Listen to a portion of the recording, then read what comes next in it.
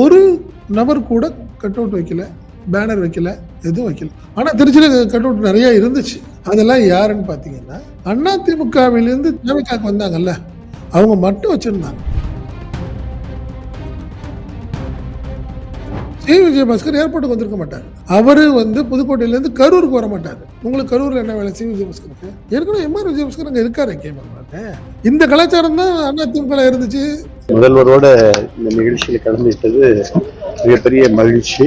மிக சிறப்பான ஏற்பாடுகளை கரூரிலிருந்து இங்கே திருச்சி வரைக்கும் ஏற்பாடுகளை செய்திருந்தார்கள். கட்சியில புதுசா சேர்ந்தவங்க மட்டும்தான் கட் அவுட் வச்சிருந்தாங்க. அதிமுகலேருந்து வந்தவர்கள் மட்டும்தான் வச்சிருந்ததும் கூட ஒரு வித்தியாசமா இருந்தது. 3 அணி தனித்தனியா ஃபங்க்ஷன் ஆகிறதுங்கிறது தொண்டர்கள் மத்தியில் ஒரு குழப்பத்தை ஏற்படுத்தி. இப்போ 2 அணியா இருந்த சூழ்நிலை இப்போ தாவைக்கால 3வது அணியா வந்திருக்கு. இதெல்லாம் விஜய்க்கு தெரியுமான்னு தெரியல அப்படின்னு ஒரு தொண்டர் என்கிட்ட ஃபோன் பண்ணி நம்மள்ட்ட சொல்றாரு ஒருத்தர் சொல்றாரு. ஆனா ஏற்கனவே 2 இருந்தது, இப்போ 3வது ஒண்ணு. என்னன்னா இப்படி போய் நின்னா எங்க நிக்க போகுது? தாவைக்கால 2 கோஷ்டி இருக்கு, புசி ஆனந்த் அண்ட் ஆதவ அர்ஜுன். பட் இப்போ புதுசா இன்னொரு குழப்பம் வந்திருக்கு. என்னன்னா விஜயபாஸ்கர் டீம் ஒரு தனியா வந்திருக்கு. கோஷ்டி பூசல் வெடிக்க ஆரம்பிச்சிருது, எல்லாத்துக்கும் வருத்தம் ஆரம்பிக்குது.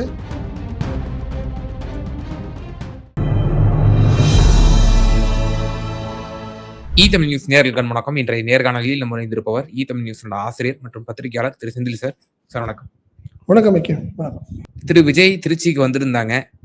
திருச்சியில இருந்து தான் அங்க கரூருக்கு போனாங்க. எல்லா முன்னாள் முதல்வர்கள்லாம் நம்ம பார்த்துருக்குறோம். தமிழ்நாட்டினுடைய ஒரு மையப்பகுதியா திருச்சி இருக்கு.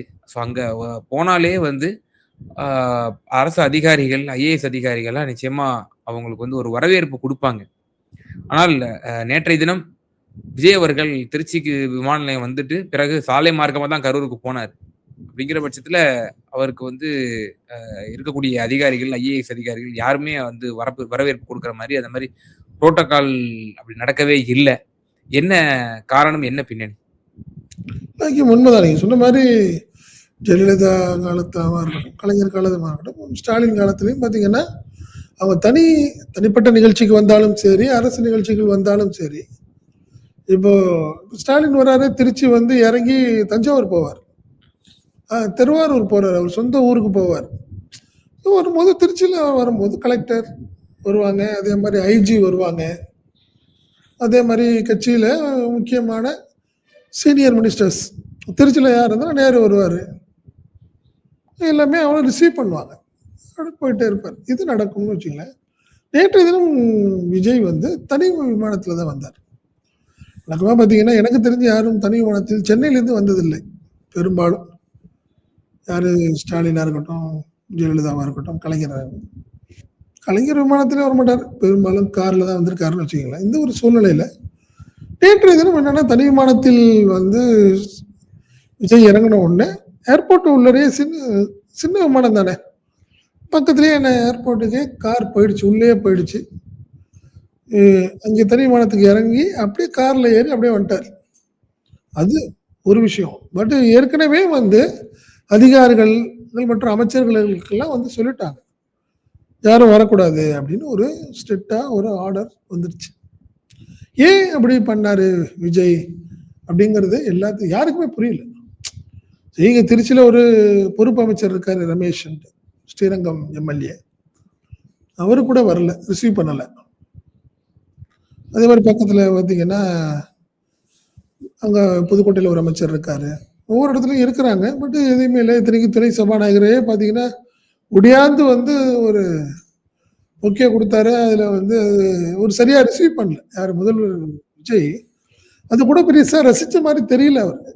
பட் என்ன காரணம் தெரியல, கார்ல போனாரு. அதே மாதிரி திரும்பி வரும்போதும் அதே தான் நடந்தது. திரும்பி வரும்போதும் எந்த அதிகாரிகளும் இல்லை, யாரும் இல்லை. ஒரே ஒருத்தர் தான் வந்தாரு. அது யாருன்னா விஜயபாஸ்கர். உள்ள ஏர்போர்ட்டுக்குள்ள போனார். அவர் சிஎம்மா பார்த்தாரா போகலன்னு யாருக்கும் தெரியாது. உள்ள ஏர்போர்ட்டுக்கு போனார், உள்ள போனார், அவ்வளவுதான். பட் அவரும் பார்க்கலன்னு சொல்றாங்க, அவரும் பார்க்கவில்லை அப்படிங்கிறதான் மேட்டர். பட் ஒரு விஷயம் முக்கியம் இந்த விஷயத்துல, இது அதிகாரிகள் அண்ட் அமைச்சர்களுக்கான விஷயம். பட் நேற்று திருச்சியில் நடந்த ஒரு விஷயம் கூட பார்த்தீங்கன்னா, நீங்க தாவேக்காவினர், அதாவது பழைய ஆட்கள் இருக்காங்கல்ல, விஜய் ரசிகர் மன்றம்ங்கிறது அப்புறம் விஜய் மக்கள் மன்றமா மாறுச்சு. அதுக்கப்புறம் இப்ப தாவேக்கா மாறுச்சு. அதுல இருந்தவங்க நிர்வாகிகள் பெரும்பாலும் மாவட்ட செயலாளர்களா இருக்கிறவங்க எல்லாமே விஜய் மக்கள் மன்றத்துல இருந்தவங்க தான்னு வச்சுக்கங்களேன். ஒரு நபர் கூட கட் அவுட் வைக்கல, பேனர் வைக்கல, எதுவும் வைக்கல. ஆனா திருச்சியில கட் அவுட் நெறைய இருந்துச்சு. அதெல்லாம் யாருன்னு பார்த்தீங்கன்னா, அதிமுகவிலிருந்து திருச்சி தாவேக்காக்கு வந்தாங்கல்ல, அவங்க மட்டும் வச்சிருந்தாங்க. அது ஒரு வித்தியாசமா இருந்தது எல்லாத்துக்குமே பார்த்தீங்கன்னா. என்ன காரணம்னா, அவங்கலாம் அப்படியே அந்த கலாச்சாரத்தில பழகிட்டாங்க. வழக்கமா எடப்பாடி வந்தாருன்னா, அவங்க பெரிய பெரிய பேனரு அப்படி வைப்பாங்கல்ல. அதே அடிப்படையிலே தான் அதிமுக வந்து அவங்க வந்து பழச மறக்கலன்னு நெனைக்கிறேன். டக்குனு போட்டி போட்டு நீங்க அதிமுகலேருந்து வந்தவங்க இப்ப தாவேக்கா அவங்க தனி தனியா தான் இருக்காங்கன்னு வச்சுக்கங்களேன். இன்னும் மிங்கிள் ஆகல. அது நல்லாவே தெரிந்தது. நேத்து ஃபுல்லா பேனர் வைத்திருந்தது. திருச்சியை பொறுத்தவரைக்கும் எல்லா இடத்துலயும் வைத்திருந்தது. அதிமுகவிலிருந்து தாவேக்காவுக்கு வந்தவர்கள் மட்டும் தான். இன்னொரு விஷயம், ஒரு புது விஷயம் பார்த்தீங்கன்னா, இப்போ ஆல் ஓவர் தமிழ்நாடு தாவேக்கால 2 கோஷ்டி இருக்கு அக்கி. அது எதுன்னா, புசி ஆனந்த் அண்ட் ஆதவ அர்ஜுன். புசி ஆனந்த் எப்படி அப்படின்னு பார்த்தீங்கன்னா, அவர் ரசிகர் மன்றத்திலிருந்து இப்ப தாவேக்காவுடைய பொதுச் செயலாளர் ஆயிருக்கார். அவரு பழைய ஆட்கள் எல்லாமே அவரோட தான் இருக்காங்க. அது அமைச்சர்களா இருக்கட்டும், யாரா இருந்தாலும் அவரு. பட் இப்ப புதுசா கட்சியில வந்து சேர்ந்தாங்கல்ல, அவங்க அவங்கள பெரும்பாலும் பார்த்தீங்கன்னா, ஆதவ அர்ஜுனோட தொடர்புல இருக்காங்க. இது 2 அணியாவே இருக்கு. இப்ப நீங்க வந்து நேத்தும் கூட புசி ஆனந்த் வந்தாரு. ஆதவ அர்ஜுன் வந்தாரு. வந்துட்டாங்க. உடனே சென்னை போயிட்டாங்க. இது கரூர் போயிட்டாங்க. கரூர்ல பார்த்தீங்கன்னா, புசி ஆனந்துக்கு பழைய ஆட்கள் மதியழகன் அந்த டீம் அப்படியே சுத்தி சுத்தி வந்தாங்க அவரோட. பட் ஆதவ அர்ஜுனுக்கு மட்டும் தனியா எம்.ஆர். விஜயபாஸ்கர் வந்தார். அவர் மட்டும் தான் அவரை பார்த்து பேசிட்டு போனார். மற்றபடி புதிய ஆட்கள் யாருமே அவரை போய் பார்க்கல. ம். அப்படி ஒரு சூழ்நிலை. ஆனவர் தமிழ்நாடு அந்த ஒரு குழப்பம் இருக்கு. பட் இப்ப புதுசா இன்னொரு குழப்பம் வந்திருக்கு. என்னன்னா, விஜயபாஸ்கர் டீம் ஒரு தனியா வந்திருக்கு. அது நேத்து நல்லாவே பட்டவர்த்தனமா தெரிஞ்சுச்சு. திருச்சில. பார்த்தீங்கன்னா, புசி ஆனந்த் டீம் தனி. புசி ஆனந்த் டீம் யாருன்னு பார்த்தீங்கன்னா, கூப்பா கிருஷ்ணன். திருச்சில. வாரியம் குடுத்திருந்தாங்க அவருக்கு அவர் தலைவர். வாரிய தலைவரா இருக்காரு. இப்ப அந்த டீம் வந்து இப்போ கூப்பா கிருஷ்ணன் டீம் வந்து தனியா இருக்கு. அவரோட தலைமையில சேர்ந்து கட்சியில சேர்ந்தவங்க நெறைய பேர். அவங்க தனியா இருக்காங்க. இப்போ செந்தில்குமார்னு ஒருத்தர் இருக்காரு. நவல்பட்டு விஜயன் இருக்காங்க. இவங்கலாம் மாவட்ட செயலாளர்கள் அவங்கலாம் இருக்காங்க. அவங்கலாம் புசி ஆனந்தோட இருக்காங்கன்னு வச்சுக்கோங்களேன். பட் இப்போ புசி ஆனந்துக்கு என்ன காரணமோ தெரியல. கூப்பா கிருஷ்ணனை பெருசா புடிக்கல. அவருடைய செயல்பாடு புடிக்கல. அதனால முன்னாள் அமைச்சர் சிவபதியை கையில எடுத்து புசி ஆனந்த் ஒர்க் பண்ண ஆரம்பிக்கிறார். கவுண்டர் கொடுக்குறாரு. யாருக்கு? கூப்பா கிருஷ்ணனுக்கு. கூப்பா கிருஷ்ணனும் சிவபதியும் ஒரே சமூகத்தை சேர்ந்தவர்கள். முத்தரையர். அதனால ஆதவ அர்ஜுன் டீம்ல உள்ள கூப்பா கிருஷ்ணனுக்கு கவுண்டரா சிவபதியை கையில் எடுக்கிறாரு புசி ஆனந்த். அது நல்லாவே தெரியுது. என்னன்னா, புசி ஆனந்துக்கு வரவேற்பு. நீங்க சிஎம்க்கு வரவேற்பு அளவுக்கு புசி ஆனந்துக்கு வரவேற்பு. அவர் வராரு, கார்ல வராருன்னு அணி அணியா அவருக்கு வரவேற்பு கொடுக்குறாங்க. இந்த அணி 2 அணியும் தனித்தனியா அவருக்கு வரவேற்பு கொடுத்தது நல்லாவே தெரிந்தது. இந்த 2 அணி இல்லாம விஜயபாஸ்கர் டீம் தனி. நேத்து பார்த்தீங்கன்னா, கரூர்லயும் நம்ம பார்த்துட்டோம். யார? எம்.ஆர். விஜயபாஸ்கர், விஜயபாஸ்கர். இங்கேயும் பார்த்தீங்கன்னா, நேத்து நான் சொன்னேன்ல, லாஸ்ட்டா சென்ட் ஆஃப் பண்றதுக்கு விஜயபாஸ்கர் வந்தாருன்னு சொன்னேன்ல. அவர் மட்டும் தனியா வந்து, அவர் மட்டும் ஏர்போர்ட்டுக்குள்ள போய் சென்ட் ஆஃப் பண்றதுக்கு ட்ரை பண்ணாரு. பட் அதுக்குள்ள அவர் கார் தனியா போயிடுச்சுன்னு சொல்றாங்க. அங்க யாருமே இல்ல. விஜயபாஸ்கரோட சமீபத்தில் தாவேக்காவில் சேர்ந்த சீனிவாசன் மட்டும் தான் இருந்தார். மற்றபடி தாவேக்கா நிர்வாகிகள் யாருமே வரல. ஸோ இது எல்லாத்துக்கும் ஒரு குழப்பத்தை ஏற்படுத்துது. என்னன்னே புரியல. ஒண்ணு, நேத்து கட் அவுட் யாருமே வைக்கல. யார் வைக்கல? தாவேக்கா நிர்வாகிகள். பழைய ஆட்கள் யாருமே வைக்கல. கட்சியில புதுசா சேர்ந்தவங்க மட்டும்தான் கட் அவுட் வச்சிருந்தாங்க. அதிமுகலேருந்து வந்தவர்கள் மட்டும்தான் வச்சிருந்ததும் கூட ஒரு வித்தியாசமா இருந்தது. அதே மாதிரி பார்த்தீங்கன்னா, 3 அணி தனித்தனியா ஃபங்க்ஷன் ஆகுறதுங்கிறது வந்து தொண்டர்கள் மத்தியில ஒரு குழப்பத்தை ஏற்படுத்தியிருக்கு. ம். ஒரு தமிழ்நாடு ஃபுல்லா 2 அணி. புசி ஆனந்த், நாதவார்ஜுன் ஒரு தனி அணி. இப்ப கரூர், புதுக்கோட்டை, திருச்சியிலலாம் பார்த்தீங்கன்னா 3வது அணி 3 அணி. இது 3வது அணி. அதாவது அப்படின்னு இப்படி எடுத்துக்கலாமா? அதாவது எக்ஸிஸ்டிங்கா தாவேக்கால இருக்கிறவங்க, அவங்களுக்குள்ளேயே நீங்க சொன்ன மாரி அதிகார மையங்கள், ஃபார் எக்ஸாம்பிள் புசி ஆமா, ஆனந்த், ஆமா. ஆதவ் அர்ஜுனா, ஆமா, அது ஆமா, எஸ்சி கோசி பூசல். இப்ப ஆமா. அதிமுகலேருந்து வந்தவங்க ஒரு தனி கோஷ்டியா செயல்படுறாங்க. அவங்க ஒரு எ கோஷ்டியா ஆமா, இருக்காங்க. ஃபார் ஆமா, ஆமா, எக்ஸாம்பிள் ஆமா. சி. விஜயபாஸ்கர், எம்.ஆர். விஜயபாஸ்கர் அந்தந்த மாவட்டங்கள்ல அவங்க குறிப்பா நீங்க சொன்ன போல திருச்சி, புதுக்கோட்டை, கரூர் ஆகிய பகுதிகள்ல அவங்க ஒரு கோஷ்டி பூசல் பண்றாங்க. ஆமா, ஆமா, ஆமா. அதாவது நீங்க இந்த விஷயத்துல ஒரு சின்ன திருத்தம். என்னன்னா, புசி ஆனந்தோட பழைய ஆட்கள். ம். புதுசா வந்தாங்கல்ல, கட்சியில சேர்த்தார்ல, அது எல்லாமே ஆதவார்ஜுனுடைய ஆதரவாளர்கள் மாரி இருக்காங்க அவங்க. ஓ! எலக்ஷனுக்கு அப்புறம் நான் சொல்றது. எலக்ஷன்ல ரிசல்ட்டுக்கு அப்புறம் புதுசா சேர்ந்தவங்க எல்லாமே ஆதவார்ஜுன்ட்ட தான் ஒரு டச்ல இருக்காங்க. அவங்க புசிட்ட பெருசா ரீச் ஆகல. புசிட்ட இருக்கிறவங்க எல்லாமே பழைய ஆட்களா இருக்காங்க. அது ஒரு நல்லாவே தெரியுது. இப்போ விஜயபாஸ்கர் வந்ததுக்கப்புறம் இது 3வது அணி ஆகுது. காரணம் என்னன்னா, அவங்க யாருமே கூப்பாகிருஷ்ணன்ட்டயும் சேரல. சிவபதிட்டயும் சேரல. அதாவது பழைய ஆட்கள் இருக்காங்க பாருங்க. அந்த டீம்ட்டயும் சேராம அவங்க தனியா இருக்காங்க.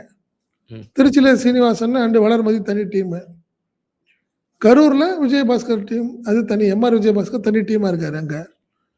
புதுக்கோட்டையிலயும் அதே மாரி இருக்கு. பர்வேஸ் இருக்காருல்ல எம்எல்ஏ. இது மந்திரி அவர் தான். புதுக்கோட்டை மந்திரி அவரு. அவரு கூட நேத்து வரல. ஆனா விஜயபாஸ்கர் வந்துட்டு போறாரு. இது ஒரு விஜயபாஸ்கர் குழப்பம் வருது. மாமா, மாப்பிள்ளன்ற அளவுக்கு பேசுறாரு. இருக்காங்க. பட் அவரு வந்திருந்தா அவரையும் கூட்டு வந்திருக்கணும். ம். விஜயபாஸ்கர். அவரு வரல. அப்ப அவருக்கு என்ன இன்ஸ்ட்ரக்ஷன் வர வேணாம். நீ உன் வேலைய பாருன்னு தானே அர்த்தம். சோ அந்த வாகனத்துக்கு மேல அதாவது அந்த உரை நிகழ்த்தும்போது கூட முன்பு பேசியவங்க யாருன்னு பார்த்தோம்னா, ராஜ்மோகன் வழக்கமா அவரு தான் வந்து இது தொகுத்து இன்ட்ரோடக்ஷன் வழங்குவார். குடுப்பாரு. தொகுத்து வழங்கக்கூடிய இருப்பாரு. ஆனா எல்லா மாவட்டத்துக்குமே அவருதானா? எல்லாத்துக்குமே பள்ளி கல்வித்துறை அமைச்சர் போகணுமா? அப்ப அந்த இடத்த ஒவ்வொரு மாவட்டத்திலும் நீங்க பேச்சாளர்கள உண்டாக்கலையா? அப்படிங்கிற ஒரு கேள்வி வருது. ஆமா, தென் ஆமா. கிருஷ்ணராயபுரம் எம்.எல்.ஏ மேடம் பேசியிருந்தாங்க. ஆ மதியழகன் அவர்களுமே வந்து அந்த கரூர் இன்சிடென்ட்ல அவர் எஃப்ஐஆர்ல அக்யூஸ்டா சேர்க்கப்பட்டாரு. அவர் பாதிக்கப்பட்டவர், கைது செய்யப்பட்டார். அவர் சிறை ஒருத்தர் தான் அந்த சிறை விவகாரம். சென்றவர். ஆமா, சிறை சென்றவர்ல. சோ அப்படிங்கிற அடிப்படையில அவரை மட்டும் பேச வச்சாங்க அப்படிங்கிற மாரி எனக்கு தோணுச்சு. அத தாண்டி மற்ற அமைச்சர்களோ, அல்லது அந்த மாவட்டத்தில் இருக்கக்கூடியவர்களோ வேற யாரையும் பேச வைக்கல. மாறாக எம்.ஆர். விஜயபாஸ்கர பேச வச்சது அதுல கொஞ்சம் வியப்பா இருந்துச்சு. இல்ல எம்.ஆர். விஜயபாஸ்கரை பேச வைத்ததுக்கு ஒரே காரணம் எம்எல்ஏ. கரூருடைய எம்எல்ஏ ரிசைன் பண்ணிட்டு அவரோட அங்க போய் தாவேக்கால சேர்ந்திருக்காரு. அந்த ஒரு விஷயத்துக்காக பண்ணாங்கன்னு வச்சுக்கோங்களேன். பட் அதுதான் சொல்றேன். அது வந்து இப்ப 2 அணியா இருந்த சூழ்நிலை இப்ப தாவேக்கால 3வது அணியா வந்திருக்கு. இதெல்லாம் விஜய்க்கு தெரியுமான்னு தெரியல. அப்படின்னு ஒரு தொண்டர் என்ட்ட ஃபோன் பண்ணி நம்மள்ட்ட சொல்றாங்க. சொல்றாரு ஒருத்தர் சொல்றாரு. அண்ணே ஏற்கனவே 2 இருந்தது. இப்ப 3வது ஒண்ணு. என்னண்ணா இப்படி போய் நின்னா எங்க நிக்க போகுது? அப்படிங்கிற மாரி சொல்றாங்கன்னு வச்சுக்கங்களேன். இது வந்து சரியா இருக்காது. இதே இது நீங்க அதிமுகலயும், திமுகலயும் இதெல்லாம் இருக்குதுன்னு சொல்லிட்டு தானே நீங்க தாவேக்கான்னு ஒரு கட்சி எதுவும் கிடையாது. எந்த அதிகார மையமும் கிடையாது. அப்படின்னு சொல்லிட்டு இருந்த நீங்க, இப்ப திருப்பி அதே மாரி ஆயிடுச்சுல்ல. அது ஒரு சரியான சூழ்நிலை இருக்காது. இந்த விஷயத்துல வந்து கொஞ்சம் கூப்பிட்டு விஜய் ஒரு இன்ஸ்ட்ரக்ஷன் குடுத்தா தானே சரியா இருக்கும். இல்லன்னா சரியா இருக்காது. உள்ளாட்சி தேர்தல்ல என்ன பண்ணுவாங்க? இப்ப எல்லாம் ஒரு கூட்டம் புசியானந்த புடிச்சு கவுன்சிலர் சீட் வாங்க ட்ரை பண்ணோம். ஆதவ புடிச்சு அவங்க ஒரு டீம். விஜயபாஸ்கர் என்ன பண்ணுவாரு? என்னோட வந்தவங்கலாம் இருக்காங்க. அவங்களுக்கு ஏதாவது பண்ணி குடுக்கணும்னு அவரு ஒரு டீம் எடுத்து கையில எடுப்பாரு. இது ஒரு ஆரோக்கியமான சூழ்நிலையா தாவேக்காக்கு இருக்காது. அப்படிங்கிறது தொண்டர்களுடைய ஒரு வருத்தமா இருக்கிறது. அத நம்ம பதிவு பண்றோம். அவ்வளவுதான். சோ அப்ப இன்னும் அதிமுகல 90% வரும்னாரு அமைச்சர் ஆதவ அர்ஜுனா. அப்ப ஆமா. அப்படிங்கிற பொழுது தாவேக்கால இருக்கக்கூடிய அதிமுக அணி அப்படின்ற ஒரு ஒரு கோஷ்டி இல்ல கூட அவங்க உண்டானாலும் மிங்கிள் ஆயிடும். ஆக மாட்டாங்க. மிங்கிள் ஆக மாட்டாங்க. என்ன காரணம்? ஒரு விஷயம்னா ஏஜ்டு ஃபேக்டர். 2வது இவங்கள்ட்ட பணம் எல்லாம் இருக்கு. ம். நீங்க அதிமுகல டீம் எம்.ஆர். விஜயபாஸ்கருக்கும் மதியழகனும் கம்பேர் பண்ணீங்கன்னா, எவ்வளவு பெரிய விஷயம் அங்க கரூர்ல. நம்ம அவ்வளவு டெஃபினிஷன் குடுக்க வேண்டாம். இவங்கலாம் அரசியல்வாதிகளா இருக்காங்க. அவங்க எல்லாம் இன்னும் ரசிகர்களாவே இருக்காங்க. அப்படின்னு ரசிகர்களா சொல்லலாமா? இருக்காங்க. கரெக்ட் அதேதான், அதேதான். நீங்க சொன்ன மாரி அவங்க இருக்காங்க. அவங்கள்ட்ட பணம் இருக்கு. இப்ப வேற வழியே இல்ல. மதியழகனே ஒரு ஸ்டேஜ்ல எம்.ஆர். விஜயபாஸ்கர அனுசரிச்சு மீறி செயல்பட முடியாதுங்கிற போகணும்னு அளவு ஆயிடாது. காரணம் என்னன்னா, செலவு பண்ணுவாரு. இப்ப நிர்வாகிகளுக்கு எல்லாம் தான் அட்லீஸ்ட் வந்துட்டு போறாங்க. ஒரு 200 பேர் வந்துட்டு போனா காஃபி வாங்கி குடுக்குற அளவுக்காவது ஒரு தன்னுடைய வருமானத்தையும், பொருளாதாரத்தையும் மாத்திக்கணும்ல. இதெல்லாம் அது ஒரு ஸ்டேஜில், ஒரு நிலையில அதிமுகவில் தாவேகா கரைந்து விடும். புதுசா வந்தவங்க இருக்காங்கல்ல, அவங்கள்ட்ட தாவேகா போய் சரண்டர் ஆயிரும். வேற வழியே இல்ல. நீங்க புதுக்கோட்டையிலே நம்மளுக்கு ஒரு பெரிய பர்வேஸ் இருக்காரு. ஒரு ஸ்டேஜ்ல விஜயபாஸ்கரோட அனுசரிச்சு போணும். காரணம் அவருடைய பணம், மத்த விஷயங்களோட அவர் போட்டியே போட முடியாது. அதேதான் திருச்சி. திருச்சியில உள்ள மாற்ற செயலாளர்கள் எல்லாமே கூப்பாகிருஷ்ணனை தாண்டி ஒண்ணும் பண்ண முடியாது பெருசா. காரணம் அவர்ட்ட ஏற்கனவே பணம் இருக்கு அவருக்கு. அவங்கெல்லாம் அவரோட அனுசரிச்சு போற ஸ்டேஜ்க்கு அவங்க வந்துருவாங்க. கரூரும். பட் இது இப்படி சூழ்நிலையும் இருந்தால், பழைய ஆட்களுக்கு எப்படி மரியாதை இருக்கும், அப்புறம் திருப்பி அவங்களுக்கு எப்படி ஒரு வாய்ப்பு கிடைக்கும்? இதுதான் இப்ப வருத்தம் ஆரம்பிச்சிருச்சு. வந்து கோஷ்டி பூசல் வெடிக்க ஆரம்பிச்சிருச்சு. எல்லாத்துக்கும் வருத்தம் ஆரம்பிக்குது. இல்லண்ணா இவங்களே தனியா இப்ப கட் அவுட் யாருன்னு கேட்டாங்க. எங்க ஃபோட்டோலாம் பெருசா கூட வைக்கல. அவங்க ஆட்களே வச்சுக்கிறாங்க. அப்படிங்கிற வருத்தம் அவங்களுக்கு இருக்கு. இல்ல சனிக்கிழமை தோறும் வந்து இணைப்பு விழாலாம் நடத்துவாங்க. இன்னைக்கு இந்த ஒண்ணும் இல்ல. கடந்த ரெஸ்ட் 2 வாரமா கொஞ்சம் ஸ்டாப் ஆன மாதிரி இருக்கே. கொஞ்சம் ரெஸ்ட் எடுக்கிறாங்கன்னு நினைக்கிறேன். ம். இல்ல அதனால இ கட்சியில் ஆட்களை சேர்க்கட்டும். இந்த கோஷ்டி பூசலை வளருவதை விஜய் தடுக்கவில்லை என்றால், தாவேக்கா ஆரம்பிச்சதற்கான அர்த்தமே இல்லாம போயிடும் அப்படிங்கிறதுடைய வருத்தம் தான் தொண்டர்களுக்கு. ம். அதான் உண்மை. இப்போ அந்த சனிக்கிழமை தோறும் ஆட்கள சேர்க்கிறது, அப்போ தாவேக்காவுக்கு ஒரு அட்வான்டேஜ். நாளுக்கு நாள் வந்து எவ்வளவு ஸ்ட்ரெங்தன் ஆயிட்டே இருக்கு டிவிகே. அப்படிங்கிற ஒரு வெளி பார்வையிலிருந்து பார்க்கும்போது பெரும் பெரும் ஜாம்பவான்கள்லாம் போறாங்கப்பா. தாவேக்கா வந்து திமுகவுக்கு ரொம்ப டஃப் குடுக்குறாங்க. கிட்ட நெருங்கவே முடியாது போல அப்படின்னு நம்ம நினைக்கிறோம். ஆனா உள்ள இருக்கக்கூடிய நிர்வாகிகள் நாங்க எந்த பிரதிபலனும் எதிர்பார்க்காம தேர்தல் சமயத்துல நாங்க வந்து உங்களுக்காக நாங்க நின்றோம்.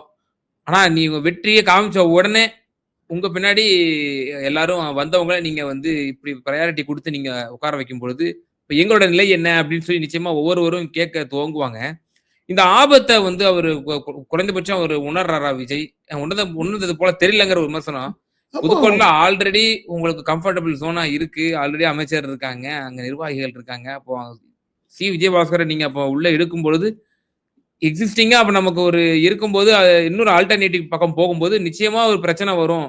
அப்படின்ற விஷயம் விஜய் நாலேட்ஜ்க்கு போச்சா? 100% ஒரு ஸ்டேஜ்ல நீங்க என்னதான் 2 பேரும் இருந்தாலும் பட்சத்தில், நீங்க வந்து விஜயபாஸ்கரோட அதிமுக நிர்வாகிகள் எல்லாம் வந்திருக்கிறாங்க. அவங்க எல்லாரோட அவங்களுடைய அரசியல் வேற மாரி இருக்கும். நீங்க எல்லாம் போய் நிக்கும்போது, ஆட்டோமேட்டிக்கா அவங்களோட நீங்க காம்பீட் பண்ண முடியாது. அரசியல்ல அவங்கள்ட்ட நீங்க வந்து போய் நீங்க பெரிய லெவல்ல ஈடு குடுக்கவே முடியாது. அவங்க சூழ்நிலை வேற மாரி ஆயிரும். காலப்போக்குல நீங்க காணா போயிடுவீங்க. அதுதான் சொல்றேன். இன்னும் பழைய சொல்லப்போனால் அவர்களுக்கு கிடைத்த அங்கீகாரத்தை சூறையாடப்படும் இவர்களால். 100% அது 100% நடக்கும். அதுதான் நான் சொல்றேன். இது வந்து மிகப்பெரிய வந்து ஒரு மன வருத்தத்தில் தாவேக்காவுடைய பழைய நிர்வாகிகள் தான் சொல்லணும். புது நிர்வாகிகள்லாம் இல்ல. பழைய நிர்வாகிகள், தொண்டர்கள் எல்லாம் ஒரு வருத்தமா இருக்காங்க. இவங்கள சேர்த்துக்க கூடாது. இப்படியே சேர்த்துட்டு இருந்தாங்கன்னா, நம்மளுடைய இண்டிவிஜுவாலிட்டி போயிடும்னு முதல்ல வருத்தம் இருந்தது. இப்ப அவங்களுக்கு நம்மளுடைய நிலைங்கிறதே சரியா இருக்காது. ஏன்னா தொண்டர்கள் ஆட்டோமேட்டிக்கா பப்ளிக் பார்க்குறப்ப வேற மாரிலாம் இருக்கா உங்கள. நீ என்னதான் விஜயபாஸ்கர் தாவேக்கால சேர்ந்தாலும், எம்.ஆர். விஜயபாஸ்கர் என்னதான் தாவேக்கால சேர்ந்தாலும், அவங்க மேல உள்ள களங்கம் மாறுமா? அந்த விஜயபாஸ்கர தானே பார்ப்பாங்க. நீ விஜய்ட்ட போன மாரி நீங்க சொன்ன மாரி வாஷிங் மிஷினுக்குள்ள போயிட்டு வெளிய வந்துட்டா எல்லாமே மறந்துட முடியாதுல்ல. ஸோ அது வந்து ஒரு பெரிய செட்பேக்கா இருக்கும் அவங்களுக்கு.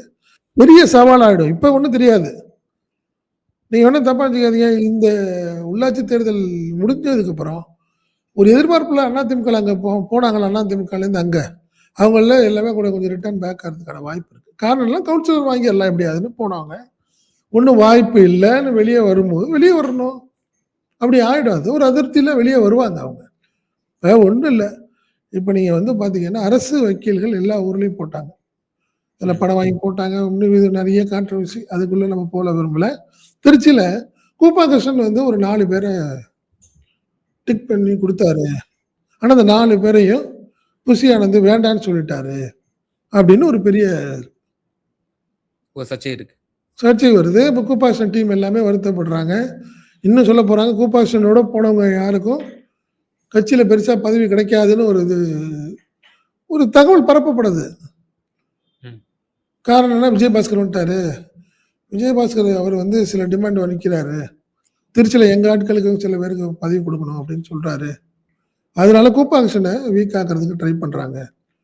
அப்படின்னு ஒரு கண்ணா ஒரு பெரிய குழப்பமான ஒரு சூழ்நிலை தாவேக்காவில் இருக்கிறது. இந்த நிலையை மாற்ற வேண்டும். ஒண்ணு தலைவர்னா கட்சி விஷயத்தை பொறுத்த வரைக்கும் புஷியானது தான் சார், வேற யாரும் தலையிடக்கூடாது அப்படின்னு சொல்லி இருந்தா நேற்று விஜயபாஸ்கர் வந்திருக்க மாட்டார். ஏன்னா சி விஜயபாஸ்கர் அவர்கள் சி விஜயபாஸ்கர் ஏர்போர்ட்டுக்கு வந்திருக்க மாட்டார். அவரு வந்து புதுக்கோட்டையில இருந்து கரூருக்கு வர மாட்டாரு. உண்மையா இல்லையா? அவர் கரூர். உங்களுக்கு கரூர்ல என்ன வேலை சி விஜயபாஸ்கருக்கு? ஏற்கனவே எம்ஆர் விஜயபாஸ்கர் அங்க இருக்காரு கேமங்க. இந்த கலாச்சாரம் தான் அண்ணா திமுக இருந்துச்சு, திமுக இருந்துச்சுன்னு ஒரு குற்றச்சாட்டு சொன்னீங்க. அதே கலாச்சாரத்தை நீங்க வேற மாதிரிலாம் ஆகுது. விஜய் எப்படி என்கரேஜ் பண்றாரு? உங்களுக்கு இங்க என்ன வேலைன்னு கேட்டிருக்கணும்ல நேற்று சி விஜயபாஸ்கர்ட்ட. உங்களுக்கு என்னங்க இங்க வேலை? வேண்டாம், இங்கதான் ஆள் இருக்காருல்ல, வேண்டாம் இந்த மாதிரிலாம் வர வேணாம் அப்படின்னு புஷியானது எல்லாத்தையும் சொல்லிட்டாரு. அமைச்சர்கள்லாம் இங்க வரணும்னு அவசியம் இல்லை, கரூருக்கு வாங்கன்னா வாங்க, மற்றபடி ஏர்போர்ட்டுக்கு வர வேணாம், கட் அவுட்லாம் வைக்க வேணாம், தலைவர் அதை விரும்பலன்னு சொல்லிட்டாரு, முடிஞ்சிருச்சு.